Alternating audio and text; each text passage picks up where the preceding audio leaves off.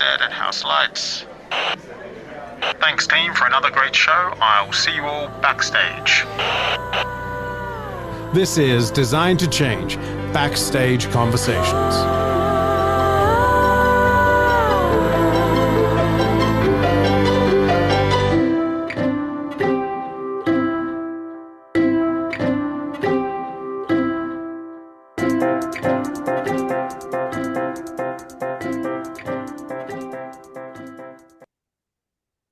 Welcome backstage, Maryse. That was a good experience on stage, but also you were sharing with me that, finding the words in English when you always operate in Quebecois, in your region, sometimes can be a little bit challenging when you're like the language and finding the right words for the right time, right? Tell us a little bit about what is that?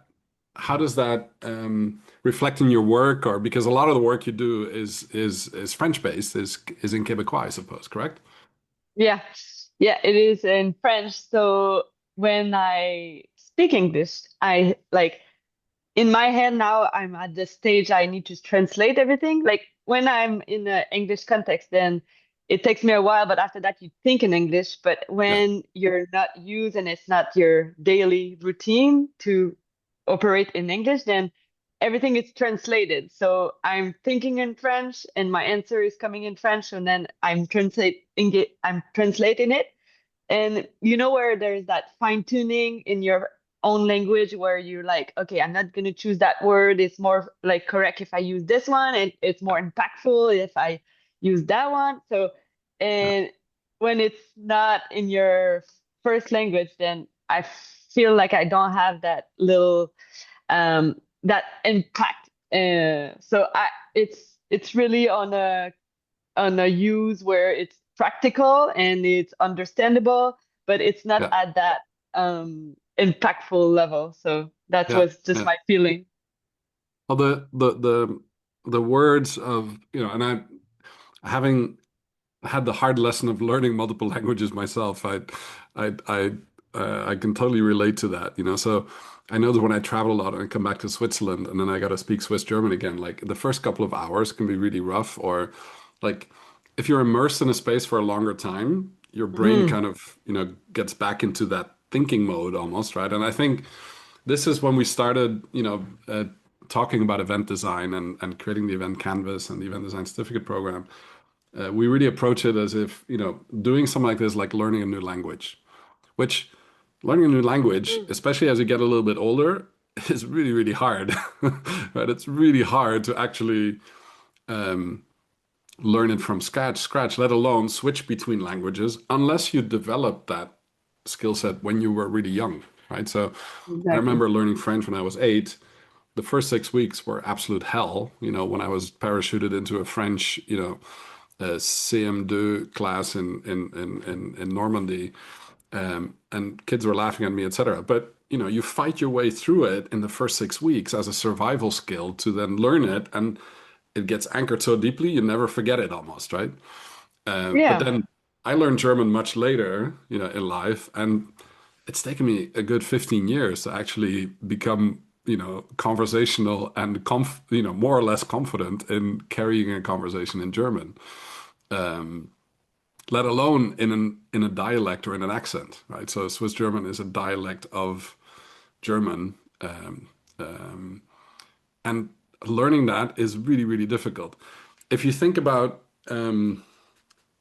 because this is something that event owners experience every day. You have proficient event designers who speak the language of event design, or who have a way to talk about behavior change and, framing a problem and articulating needs and, the deltas of behavior change. And we have all these like ways of thinking about the system of an event and how it creates value. But event owners very often don't speak that language, or are not consciously aware of the fact that behavior change is the critical thing to know in how events create value. How could we, let's say, with what how could we, or what are the steps do you think what could we bring to event owners to make that less painful, to learn our language of event design? I mean, even Canvas is one like tool, because it's just that I feel like when there's a structure, when there's visual items, where there's I just feel like we need to use different sense, like to make sure we relate and cap everyone's attention uh and being at the level of everyone's language. Like it language, I think in that situation is not really like the key. Like even it's if we want to teach them or make them understand like an event or concept or like a big principle or a journey or I feel like if we have like the Canva, it's a nice way and simple just to make sure everyone understands because they're actually that visual that visual, that physical, that engagement, that all catch people attention. So I just Mm. think that we need those different sphere. We need that like those different types of like tools to get people engagement. Because if it's just someone talking, like right now, me, then I feel like, oh, we might like lose some like little details or little like impact stuff. Things So get yeah. lost in translation, right? Between Hmm. the intent. But what I find, and that's the reason we wrote this book called Design to Change, is that, that event owner that has this idea, we should do this event, and in their head, they can clearly like see a purpose, and they have something in their head that they're really convinced about, that they really want to do, and commit, resources and the effort and all this stuff and the risk to make it happen because they see the potential reward. But peeling it out of the event owner's head of what they actually want is really difficult, right? Let alone what they Yeah. actually need. Like if they say what they want, it might not be what they actually need, right? To get the behavior change done in the desired direction of change. Um, as a gift to you, Maryse, I'm going to send you two things after this podcast. One of them is an event culture analysis of two of your events, which I ran as we were talking during our podcast, which Hmm. is a culture, an event culture analyzer, which is a new tool that we've developed where you can now read the culture of an event. And considering language is an important element in the culture, being able to study the culture of an event over time gives you really interesting signals in terms of what the event actually does, right? So it's almost like an event Oh, snapshot of the event on what is visibly, what is available, if you will, online in a practical way. And I know I'm surprising you with this, but I'd really, um, um, um, I think being able to speak about, the cultural headline of your event. So, if you look at the Colloque et Gala des Energies Renouvelables, one of the cultural headline it says is a confident sector building event that celebrates renewable energy as innovation, economic development, regional pride, and professional recognition, with selective but still limited space for social workforce and policy friction. Right? It gives you kind of an overview of this is going to be the 17th edition in 2026. And it gives you some indexes like the Global Inclusion Index, the Risk and Courage Index, the hmm. different themes and how they take up space in the program signals, but also who are the actual stakeholders of this event and why does this matter to them? Are they attracted to this, right? And then also who are the types of groups of people that are less connected to this or that might, what is the opposite truth of the cultural footprint of your event, right? Hmm. And it also has a sponsorship and commercial gravity percentage, a risk and courage index, right? Which 3 out of 5 is actually a pretty high index for this event after 17 years, to be honest. So now we can Oh, index events according to a cultural parameter um, because every event program, every story, every narrative, every post that is done about a specific program contains cultural artifacts, right, that you can yeah. study and look at. And then it comes up with some, initial recommendations of how could this event create even more impact in the future? and also some limitations of it. But I wanted to share that with you because this is a new thing that we're developing. We'll be presenting that at IMEX in Frankfurt as well in May next month. But this is a little sneak peek of the kind of work that might enable you to talk to your event owner in a different way. And again, you can, the advantage of this with the current tools is it's very easily translatable into any form or format, right? Or language for that matter, Yeah. to show its relevance, but also to give you guidance in terms of, what was the barometer pressure of your event in 2024? And you can go back in time and study it over time. And just like Yeah. you were talking about these pivotal moments in your own career, you can probably look back and determine, that was a year in which we had a pivotal moment for our community because we went from, just having the wind energy people to bringing in solar and bringing in, all those other elements. And as you decode what your event actually does, secretly we're doing all this stuff, but we find it hard to document.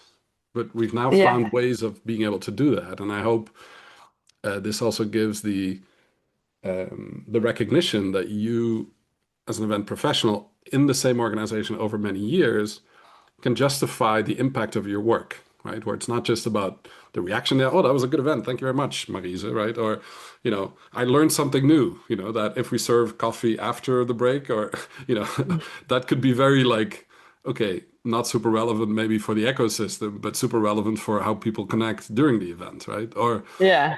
what is then transferred into the actual business and what's the impact of the series of 17 editions that you've done, let alone from all the other events. So I hope that's a little helpful resource for you to bring back into your practice.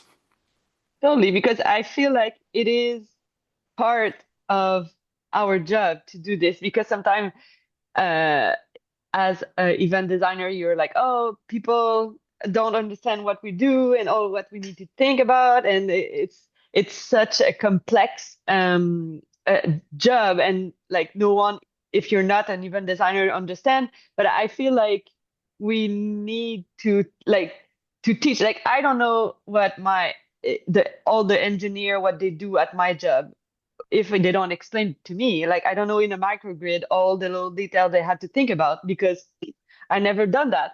So if Yeah, they don't explain it to us, then like of course. So yeah, so I feel like it's part of the job, and we need to find tools and ways to yeah. So totally. excellent. Well, this is just first little gift Thank you as so an much. installment. And I'd love to touch base again if you would, maybe 1 year from today, and see where the horizon exchange, has brought you and how this tool might have been helpful or not to see the progress, to see the change. Sometimes when you're looking back over a year, you think, oh, everything goes so slowly, and sometimes you feel frustrated in your current environment because you feel like change is not happening quickly enough, and then all of a sudden you look back a year and you go, whoa, that's a lot of change that happened, right? If you take the snapshot and just freeze it in time, in the same way you were looking at that video you made for Oakley back in the day to become an ambassador, and you looked back at it a couple of weeks ago and go, whoa, that's a lot of change for yourself, but also for, the world, the tools, the things that we're using. And it's just a fascinating way to take some snapshots of our own activities over time. Mm. Thank you so much. And you guys are really doing a great job as at also really connecting and keep people together in the industry of events. So yeah, I really appreciate that. It's part of what I feel like we really enjoy doing it. For me, it's really like, reconnecting all of the dots of people that also take the effort of doing this, right? So Mhm. if you take the effort of learning about event design and wanting to apply it yourself, I feel like the ability to come back and learn from what you've learned and reapply that, for us, the only truth is an application, like what you said in your, Fitzpatrick model. It's no different. You can say, oh, that's a really nice program. Thank you for the pin, right? Or you can say, well, I did one event design. Cool. I'm now a certified event designer. Or you could say, I've applied this a couple of times. I can see the impact. I see what I know and what I don't know. And if you could say, my impact in this field and how I can speak to event owners can really influence the direction of change, that's when you feel the gratification of return on investment, I think, right? Of your own Yeah, learning totally. versus the application of the learning. I feel Exactly. like some also almost, for me, it's like a mandatory thing. We must do this, right? Oh, I mean, yeah, and you're doing it well, so it's two things. You're doing Uh, it and you're doing it well, so congratulations. and we're having a lot of fun doing it. That's also right. And Yeah. I think this is what I enjoy about, meeting you 2 years ago in Florida, seeing the spark in your eyes, like, oh, now I can do this. And I can tell that the learning starts something and then you see the evolution of it, right? Which I Yeah. think probably that's one of the most gratifying things about learning is when you see other people apply and be successful applying it in ways that you could have never thought of, right? Mm. So that's pretty fascinating. So when you guys started the first Colloque 17 years ago, was about the time when we created the event canvas. Oh, Um, wow. and so over 17 years, we've seen that impact as well of a community of now 35,000 people growing and 1,000 certified event designers and university And students is now it learning this in 40 universities across the planet every day, right? And bringing it into the marketplace, which is that's super fascinating. and is it bigger that you thought, or was it your vision of change 17 years ago? I think we've only still made a very small dent in the universe, I think we could have way more people that could speak this language of event design, but that's our personal ambition level. Um, but had we expected that this was a little side project that completely got out of hand? And yeah, it is, yeah. Is it above or below expectation? I don't know. If we want to change how events create value and equip you with the ability to do it even better, yeah, I think we've made a really small amount of change, and I think we can do so much more, right? Yeah. But it's Oh, a lot that's of fun, and I really enjoy, let's touch base again next year if you're up for it. yeah, of We'll set course. that in the calendars, and then people can hold us accountable for the change that we talked about and see how your horizons change has evolved between today, the 27th of April, 2026, and somewhere around end of April, 2027. Are Oh, you game? wow. I'm excited. Awesome. Well, let's do that. Again, thank you so much for contributing and participating. And look out. We'll add the link to the Fitzpatrick. Sorry, to the Kirkpatrick, not Fitzpatrick. I had a Yeah. former colleague called Fitzpatrick. That's why I keep saying Ah. Fitzpatrick. The Kirkpatrick model. We'll add that link. If there's any other links, Maryse, that you want us to add about the Colloque or other events, or maybe your first event with Oakley as an ambassador, who knows, maybe Yeah. something exists somewhere on the internet somewhere of your early influencer activities. We'd love to add that to the podcast as well. Perfect. Thank you so much for your time. It's very Fantastic. generous. All right. Have a good day. You've been hanging out backstage on Design to Change Designer Conversations. Thank you for tuning in, and don't forget to subscribe and share conversations online using hashtag Design to Change and hashtag Event Canvas. Want more thought-provoking content like this? Visit designtochange.online to purchase your copy of Design to Change, elevating your abilities to look and act beyond the now. Don't forget, it's more than just a book. Experience a hard copy, audio format, video format, and even augmented reality. Experience it in your style and format. Tune into our next episodes and hear from more designers and change makers. Until then, we look forward to our next conversation. Conversation.